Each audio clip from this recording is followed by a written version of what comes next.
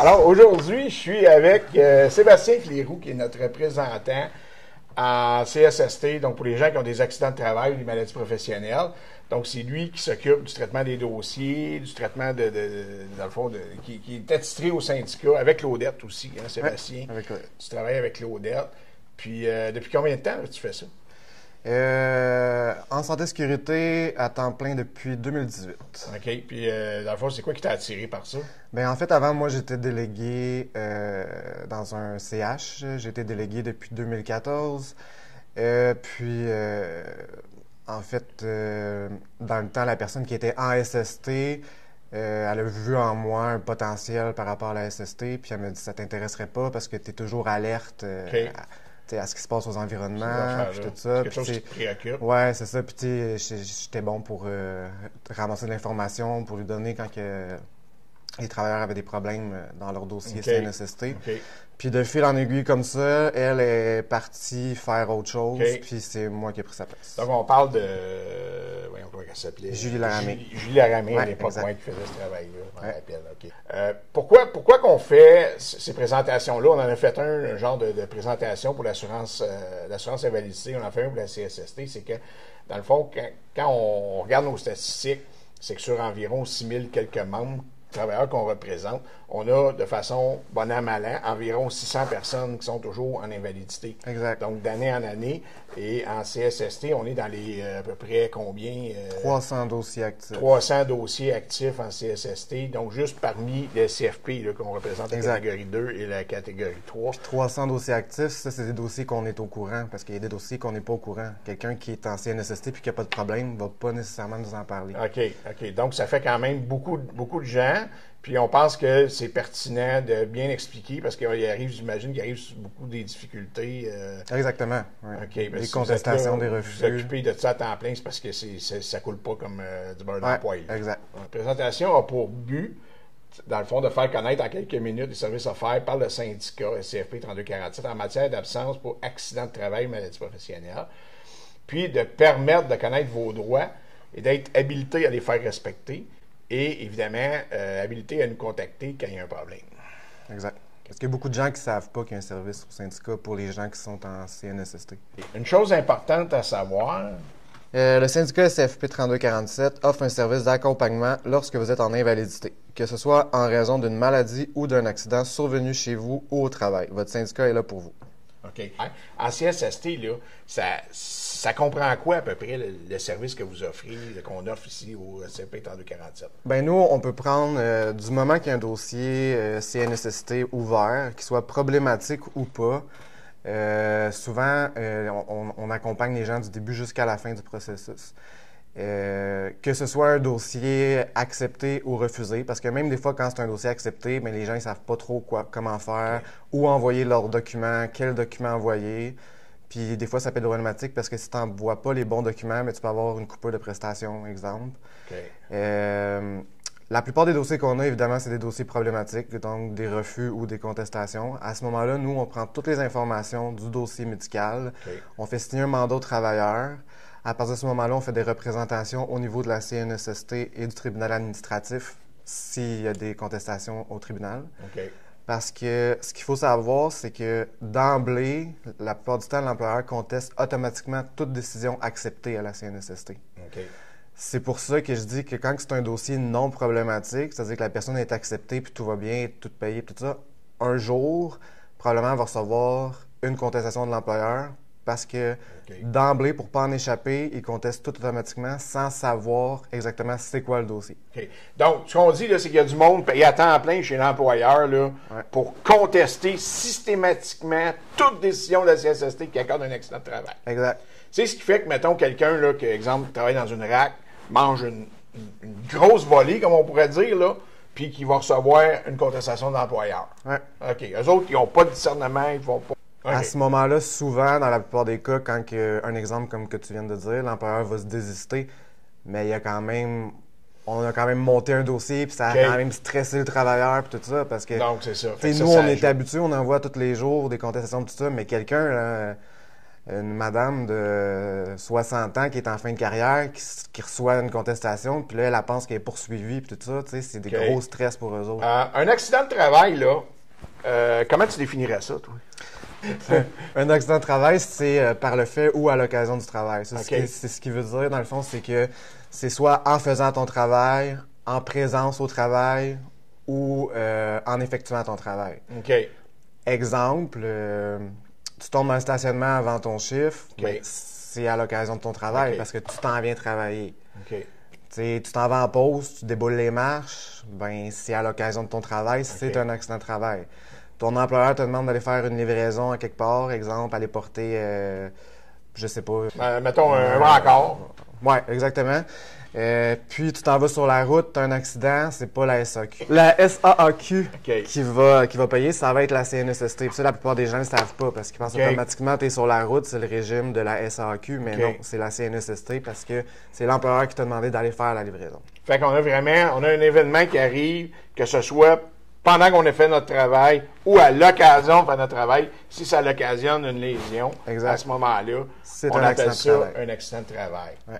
Parfait, c'est ça. Si votre invalidité est liée à votre travail, nous vous conseillons de faire la réclamation à la CNSST. Tu sais, des fois, vous allez appeler l'employeur, vous dites, j'ai eu un accident, je pense que c'est lié au travail, tout ça. L'employeur va dire, non, ça ne sera pas reconnu par la CNSST, on va vous envoyer en assurance salaire. Est-ce que ça arrive, ça?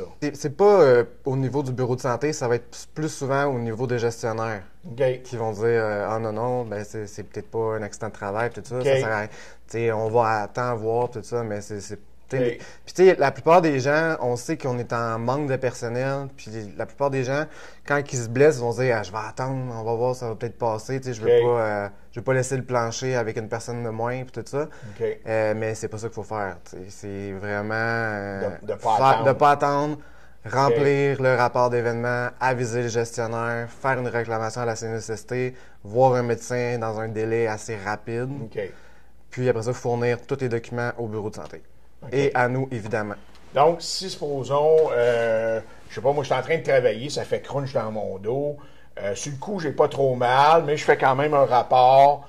Là, après ça, dans la soirée, la douleur se développe. Finalement, je vais consulter un médecin. Je réclame en CSST, là. Ouais. Puis, pourquoi qu'on prend la CNSST? Bien, parce que tu as beaucoup plus d'avantages avec la CNSST quand, évidemment, c'est une blessure au travail. Parce que si c'est une blessure au travail, c'est à l'employeur de payer et la CNSST, pas à toi. La CNSST, dans le fond, tu as 90 % de ton salaire, incluant tes primes, les TS, tout ça. En fait, c'est ton salaire global de l'année. Ils font une moyenne de 90 % au net. Fait que c'est plus payant que si tu t'en vas en assurance salaire. En plus, la CNSST paye tous les traitements nécessaires, les traitements médicaux, les médicaments. Puis, tu es protégé. Là. Tu peux pas perdre ton emploi parce que tu t'es blessé au travail. Tu es protégé, tu es soutenu, tu as de l'accompagnement. Tandis que si tu vas en assurance salaire, ben, tu vas payer le pourcentage de tes médicaments. Parce que ça arrive des fois que le travailleur peut refaire son travail, mais il faut seulement adapter. OK. Donc, ça, c'est un droit qui est prévu dans la loi aussi. C'est un droit qui est prévu, c'est une obligation de l'employeur. Récap, tout là, la CSST, ça nous donne l'indemnité de remplacement du revenu qui est plus avantageuse qu'en assurance salaire, parce que ça inclut les primes, les TS. Les TS. Ensuite de ça, on a le droit à la réadaptation. Donc, si on a besoin d'être réadapté, tout ça pour revenir au travail. On a l'assistance médicale, ça paye les médicaments, les traitements. Autant, est-ce que, mettons, je sais pas, moi, j'arrive dans une situation très, très catastrophique, puis je fais un choc post-traumatique. Est-ce que ça inclut aussi le psychologue? OK, ça inclut tout ça. Que ce soit une lésion physique ou psychologique. Puis ensuite, il y a le droit de retour au travail. Que là, l'employeur a l'obligation d'analyser où c'est possible de revenir sur votre poste. C'est ça. Après ça, les démarches à suivre, là, mettons que, là, moi, comme je disais, je suis en train de travailler, ça fait crunch dans le dos. Là, sur le coup, j'ai pas trop mal, mais au cours de la journée, là, mon mal, c'est quoi les étapes qu'il faut que je fasse comme travailleur? Bien, premièrement, c'est d'aviser le gestionnaire ou la personne responsable du plancher. Ensuite, c'est de remplir pas une réclamation, une DEA. Un rapport d'accident. Oui, c'est ça. Ensuite, c'est de remplir un rapport d'événement accidentiel que tu donnes à ton gestionnaire, que le gestionnaire doit signer et l'envoyer au bureau de santé. Ensuite, c'est de consulter un médecin rapidement en lui mentionnant que c'est un accident de travail parce que c'est pas le même formulaire. C'est pas le même formulaire médical qu'un formulaire standard. Le médecin va remplir le formulaire médical de la CNESST qui est prévu. Ensuite, c'est d'envoyer tous les documents au bureau de santé et au syndicat nous en aviser parce que la plupart des gens pensent que le bureau de santé nous envoie les documents, mais si le travailleur ne nous les envoie pas, nous, on n'a rien, on ne sait même pas qu'il y a un accident. Qui fait la réclamation à CSST? C'est la réclamation du travailleur, c'est le travailleur aussi, suite à son rendez-vous médical. OK. Donc là, je vais voir le docteur, puis il me fait un papier. Après ça, je m'envoie le rapport, je fais ça sur Internet? Oui, en ligne. En ligne. En ligne. Fait que je vais sur le du travailleur en ligne. OK, on va s'arranger de mettre le lien pour être capable que les gens puissent le trouver. Fait que là, on fait ça en ligne. Puis après ça, j'envoie ça à l'employeur, j'envoie ça au syndicat. Exact. Puis il faut savoir aussi que dans la loi, c'est prévu que l'employeur paye les 14 premiers jours en CNESST. Parce que quand tu fais ta réclamation en CNESST, tu ne sais pas encore au début si tu es accepté ou refusé. Ce qui arrive à ce moment-là, c'est que l'employeur va payer les 14 premiers jours jusqu'à ce que la CNESST rende sa décision. Si la CNESST n'a pas rendu la décision, des fois, ils vont basculer en assurance salaire le temps que la CNESST rende la décision. Puis ce qui est important de savoir aussi que la plupart des gens ne savent pas parce que quand tu es refusé en CNESST, ils te demandent le remboursement de la période obligatoire, qui est le 14 jours que l'employeur va payer parce qu'en théorie, tu as été refusé, tu aurais dû être sur l'assurance salaire. Là, les gens paniquent parce que le montant est écrit, puis là, il y a des gens qui vont aller rembourser tout ça. Mais tu n'es pas obligé de le rembourser tout de suite si tu fais une contestation. Ça va être remboursable seulement à la fin du processus complet de la contestation. Fait que là, si la CSST, dans sa décision, reconnaît que vous avez été victime d'un accident de travail, là, vous allez recevoir les indemnités, comme on disait, c'est 90 de votre salaire net, tant que vous serez incapable de travailler. Là, c'est ça. Jusqu'à ce qu'il y ait une consolidation et un retour au travail. Là, si la CSST ne reconnaît pas un accident de travail, c'est quoi qu'il faut que je fasse? Là? Bien là, à ce moment-là, il faut nous contacter avec la décision. Nous, on fait signer un mandat, puis on conteste la décision. Là, à partir de ce moment-là, nous, on monte un dossier. Fait que là, dans le fond, la CSST rend sa décision. La première étape, c'est de contacter le syndicat. Nous, on fait signer un mandat, on prend en charge le dossier. La première étape, ça va être de faire une demande de révision. Une demande de révision, on peut pas contester la décision tant qu'on n'a pas fait de demande de révision. Ça veut dire que la décision est reprise par la CNESST, par un autre agent, un réviseur qu'on appelle. Lui, il va reviser la décision, il va nous appeler pour avoir si on a des détails à donner, s'il y a quelque chose qu'ils n'ont pas compris ou ils vont demander, souvent ils vont appeler l'employé aussi pour savoir qu'est-ce qui s'est passé, avoir plus de détails. Des fois, ça va arriver qu'ils vont renverser la décision, ils vont accepter finalement la décision, mais la plupart du temps, la décision initiale est maintenue, donc le refus est maintenu. À ce moment-là, quand cette décision-là est rendue, on appelle ça la décision de la révision administrative. Là, on conteste au tribunal. On a 60 jours pour contester au tribunal. À partir de ce moment-là, nous, on le conteste. Un dossier s'ouvre au tribunal. Par la suite, tout ce qui est par rapport au tribunal, ce que les gens ne savent pas non plus, c'est que nous, on offre le service jusqu'à la fin. On a des avocats au SCFP qui représentent les travailleurs gratuitement. Qui vont aller les défendre au tribunal, qui vont monter le dossier avec eux. C'est vraiment un accompagnement là, complet. Puis, mais admettons là, qu'on a besoin d'expertise pour aller au tribunal. Bien, dans des cas où le dossier démontre clairement que l'expertise qui a été faite par la CNESST ou par l'employeur est pas bonne ou qu'il y a des nouveaux éléments, puis qu'on sait qu'un nouveau diagnostic de quelque chose pourrait nous aider à faire accepter la décision au tribunal, ça arrive que, oui, la section locale va payer pour une nouvelle expertise pour pour aider le dossier à avancer puis le faire accepter. OK, c'est bon. Donc, le syndicat, dans le fond, il fournit votre défense. Ouais. Fait qu'il peut avoir à payer, en fait, il fournit les avocats, il fournit les plaideurs. Ouais. Puis si vous avez besoin d'expertise médicale, parce que moi, j'en ai déjà fait, là, des contestations c'était pas en SST, mais experts médicaux, ça monte vite les factures. Ouais. Là. On peut facilement reprendre une hypothèque sur notre maison avec ça. Ouais. Là. Donc, le syndicat a ce service-là aussi, puis c'est important de le dire.